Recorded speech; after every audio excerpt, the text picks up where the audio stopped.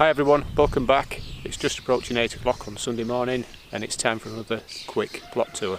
Catch you later.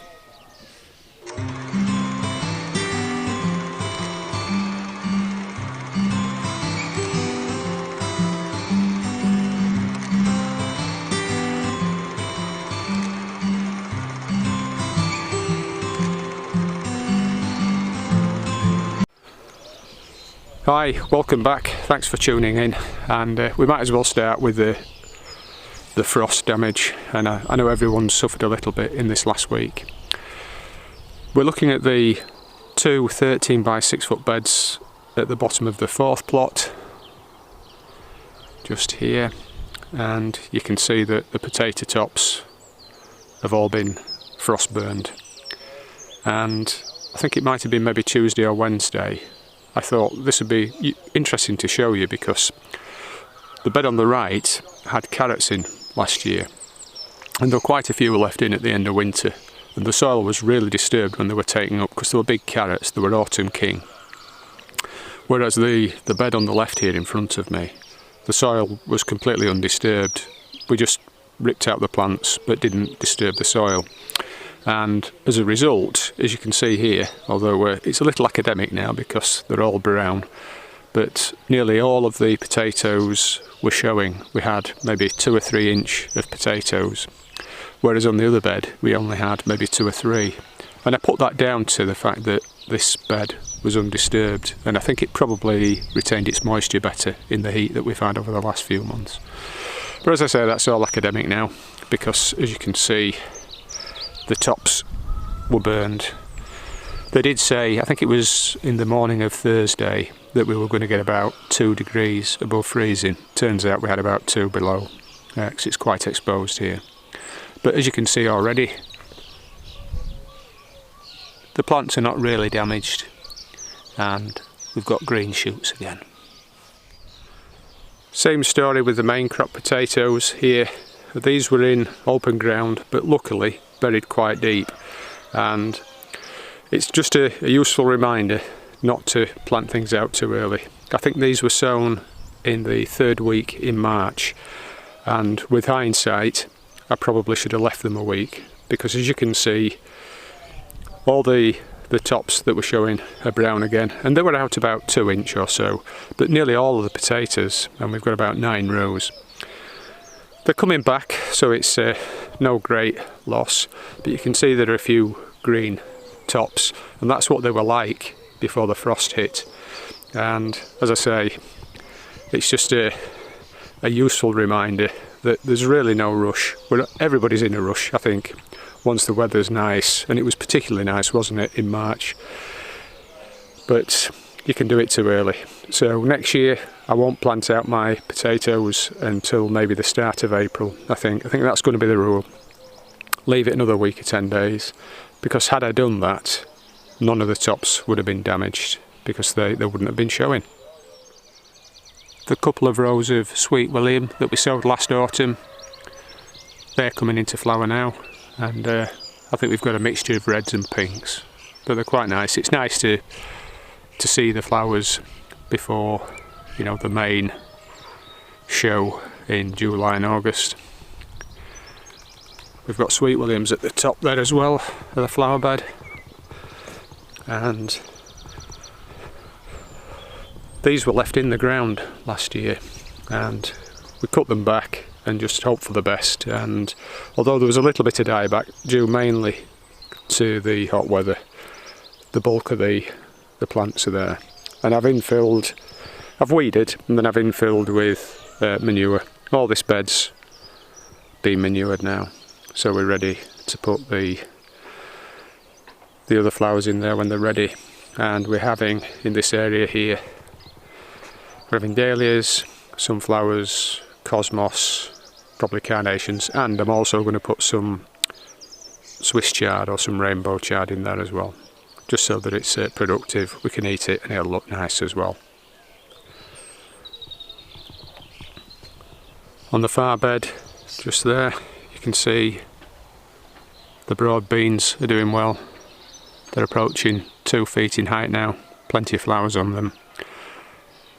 Staked and supported with string as well, because we had that northerly blast, Arctic blast, and this is north. As we look up, this set of 4 allotments sort of slopes down from north to south, and they were getting the brunt of it, so they've been tied in. The first brassicas that I sowed in the last update, you saw the broccoli and the Primo 2. They've been well watered this last week or so, and they're all standing upright. There's no visible slug damage that I can see. We put some slug pellets in there and they're well covered, so they're okay as well. Looking into the 16x8 greenhouse, and you can see there's quite a bit of greenery in here now, but this has all got to come out today or tomorrow because we're planting the tomatoes and cucumbers. But I'll just give you a quick look round and you'll get an idea of what's ready to be harvested or planted out. Pak choy looks really healthy here. It's glistening because I've just watered it because it was a hot day yesterday. But we've not taken any of this yet, but we will start this week. A couple of squash here and some basil plants. These were the first spring onions that we sowed, and I think this variety is called Ready. It's got a red bulb at the bottom, but we can start and take a few of those now. The spinach, we've had about 3 or 4 bags, large bags as well, so that's doing quite well, but I need to take some of that today. Cucumbers are ready to be planted now. More squash down here, butternut squash, hunter. We've got the swede that need to be planted out, they were module sown. Another few pak choy plants, and then module sown snowball, turnip and white Lisbon spring onions. The spring onions are just going to be planted into another tray like this one here, so they'll be kept indoors. And then in the back section we've got the sunflowers that are really getting ready to be planted out now, but I like to hang on to them for as long as possible for the very reason that, you know, they're very susceptible to damage when they're planted out, either by wind or by cold. And this is the sweet corn. Now I've been really lucky with this. There's a chap just up in the top corner, you can't see it from here because this is mostly paddocks and the allotments are just around the edge. But Diddy David, that's his nickname, up in the top corner behind the trees there, he planted out his sweet corn, and it's all bitten the dust unfortunately, brown and black. This is in the warmest part of the warmest greenhouse, but you can still see that the temperature in here must have dropped to freezing, particularly at the back where the plants are nearest to the glazing. You can see the top 4 or 5 inch have been burned and damaged, and even at the front here as well. But they're going to be okay, they'll grow on, no problem. But again, it's another lesson if you needed it, that if you plant them too early, I never plant my sweet corn much before the end of May, because they develop a nice colour, the plants, they're nice and green, and if you put them out and then you get a cold blast, then they'll turn yellow, they'll wax and wane between yellow and green, and it kind of knocks them back, so I hold on to them. So I think that's proven to be justified, and I'll continue to do that in future. The dwarf sunflowers here, they can grow on a little bit, there's no rush with them. And the flower bed's always a little bit late to be planted up, because we've still got some stuff to sow. I've got to sow some cosmos. The dahlias down here at the bottom, at least these 8 have all fired. We've been told that the remaining 4 are not being sent now, so they're obviously struggling with their supplies or supplier. So we'll just have to make do with the 8 plants that we've got there. But at least the tubers were all in good condition, and again, we'll be a little bit late planting them out, but there you go. You have to count your blessings, and the glass is half full, not half empty. I sowed a second batch of sweetcorn, and this just reinforces what I said in a previous update, that they're so precarious in terms of, and unpredictable in terms of germination. 24 plants here of lark, and I think I've got 7, so less than a third have germinated, whereas the early bird variety here, I think I had 42 out of 48, although 2 were a little bit stunted, as you can see down there. So that'll be the main crop, and that'll go in one of the larger beds, and these 7 will maybe go at the back here in the bed beyond the garlic, which seems to be doing really well. I have watered it a couple of times and quite heavily, and it's taller I think than in previous years, so hopefully we'll get a good crop there. Just show you this tomato plant, which also succumbed to the frost. This is one that I just overlooked. It was down at the back of a large pot and I'd not seen it, but it was actually really healthy. And this was a hillbilly tomato, and anyway, we've enough of those, but it just shows you again, even in your greenhouse, if you don't fleece or cover things up with bubble wrap, you run the risk of frost damage.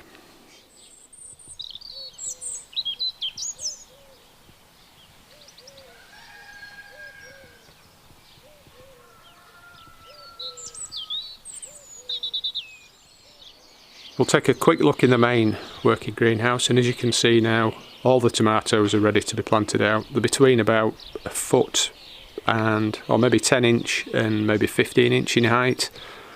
The ones that are underneath have grown a little bit more than the ones on top because of the poorer light. But they'll be sunk into the pots, so they'll only be about 6 inch showing once they're planted. But these have got to come out today in order to accommodate the plants I've just shown you in the other greenhouse. So the pak choy and the spinach and the spring onion, all those plants that are in trays will end up on this bench here. To the right here, you can see that the lettuce is doing well. We've got some mixed oriental there that's ready, and I've just about cut all of the mixed red and green, but it started to grow again. This is all new growth that you can see at the back there, so that's all looking okay. Got some carnations at the back there, a few things that will need to be planted out and hardened off in due course. Burpees golden, got some fresh lettuce here, and I've got some chard and some green broccoli, some kohlrabi that's germinated. The greens germinated better than the red, and that's been my experience over the last few years. And yeah, some more Primo 2 there, and some more chard there. Down on the floor we've got 5 gherkin I think, and 5, what are these, let's have a look, yeah, courgettes, yeah, just there. I went to the garden centre yesterday, and that was bedlam. It's the first time I've been in months, and I picked up a few marigold and a few trays, but mainly I went for the compost because I needed Johniness number 3, and that's going to be my job today and tomorrow, to get all the tomatoes and cucumbers planted up, planted out, and I've got to clean out the greenhouses first as well and wash them, so it's going to be a busy few days. The grapevine's in great shape this year, although it's suffered a little bit with the heat and the frost, and you can see that, I don't know if you can make it out because it's quite bright in the background, but we've had a few leaves that have not fared too well in the heat, and they've obviously been damaged by the frost as well. But the main thing with this is it needs pruning. It's covered in trusses like it always is, but I need to cut back all the new growth because it's getting unwieldy and I've just not had the time. So that'll be a job for the next few days as well.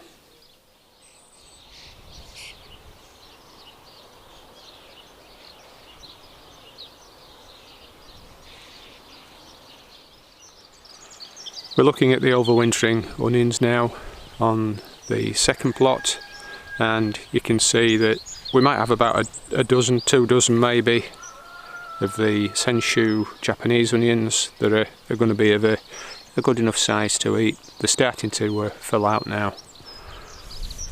And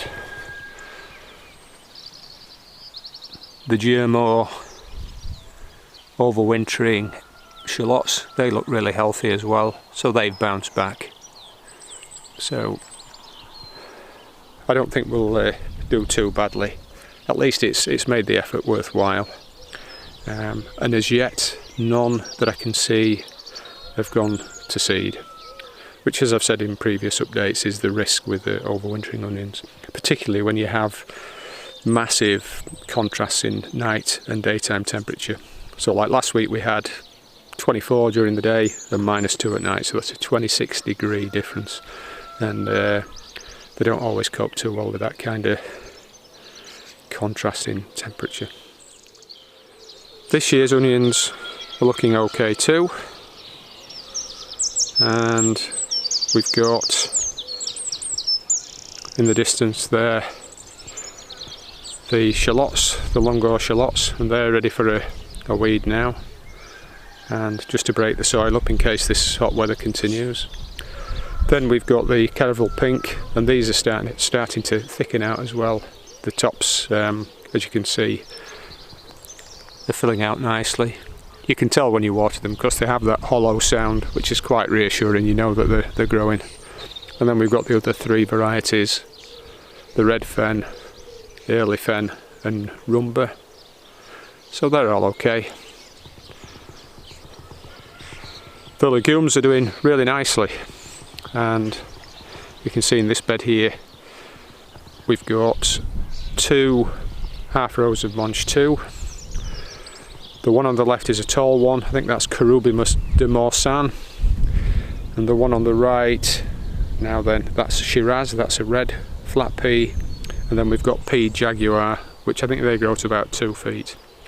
So these are coming on really nicely. I've tried to water them regularly as well, and within maybe 3 to 4 weeks I'll take this cover off. They'll be less vulnerable to attack from the rabbits, because they do like to eat the shoots on them. But this variety here will need like a TP of canes to support it as it grows. Beyond it, I did another 2 flat bottom drills of peas as well. So that's the first drill of Jaguar pea, and that's coming on nicely, probably about 8 to 9 inch in height. The second drill is probably 2 to 3 inch in height, and then I sowed a third one here. To the right here, this is going to take the leeks, but they're not quite ready yet. And if we look up at the area here between the 2 greenhouses, you can see that the spare onions that we had, they're a little bit smaller. That's always the case. They were small when they went in. They tend not to get watered as much because they're out of the way, but we've got some small onions then, so that's not an issue because we've got onions enough.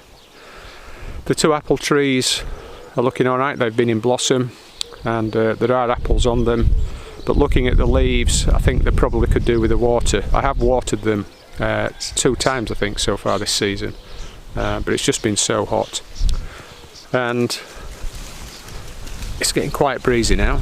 So I've got the dead cat on, so we should be okay.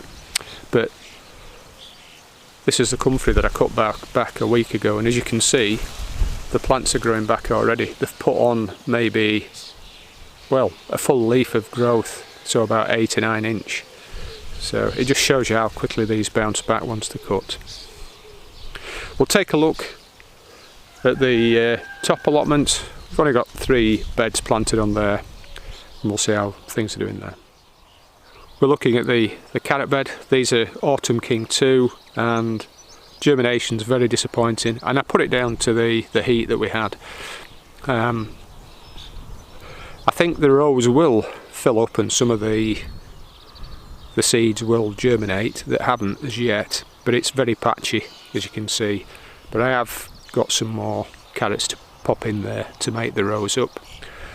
Incidentally, the parsnips in the big bed opposite us with the little sticks poking up to show the rows. I had 2 fresh packets of seed here and none of it germinated. And again, I put that down to the intense heat. I watered nearly every day, but within an hour or so of watering, the soil surface was capped off again. And these are all dug beds on this allotment, the second allotment, and it just shows you how much harder it is to manage your sowing and growing when the surface is not covered. But they've been resown, but just with one variety, and it was a seed tape variety. It was all I could get hold of. But I've been watering it, but we've still not had any rain to speak of, so I'll have to pay special attention to that, otherwise we'll have no parsnips this year. And then just coming back, I'll just show you the first batch of beetroot. This is the Burpees Golden, and you remember how this cloche wasn't big enough to cover the last row, and we said, well, we'll just see how it goes, it'll be an experiment. Well, I think the most striking thing really to take note of is the difference in size. So if you wondered what a difference it makes having things covered, you can see this is not news to anybody that grows with covered raised beds or anything like that. But if you're starting out and you're planting out things for the first time and you think, oh, these are hardy, they'll be okay. Well, yeah, they might survive, but as you can see, this plant here is relatively unscathed, but the one at the side there, the pigeons have been having a peck at it, and probably other smaller birds as well, because they love the small sweet leaves. But it's the size that's the main difference, and that's because they're probably protected from the wind and the elements, the heat a little bit, the rain if you're lucky enough to have any, but there's a massive difference in size. The plants on the left must be 4 times by volume bigger, maybe more, 4 to 5 times as big, and they look much healthier. They have suffered a little bit with the cold. My bold hardy beetroot succumbed completely. They were bluey black, so I've had to resow those. But the Burpees Golden fared a little bit better. The first lot of turnip that were planted out, this is the purple top Milan. That's sort of established now and growing on okay, but again it's definitely benefited from this cover of the cloche. Right, so I'll just show you how I'm getting on with the tomato planting. I've not actually planted any yet, but I've started with the pots. As you can see, I'm using predominantly 30 litre pots, and all I've done is I've put about 5 or 6 litres of well-rotten manure at the bottom of each pot. I'll pop a picture up of that so you can see. And this is from down on the manure bays. One of the bays has some really old manure at the back that no one's really gone into.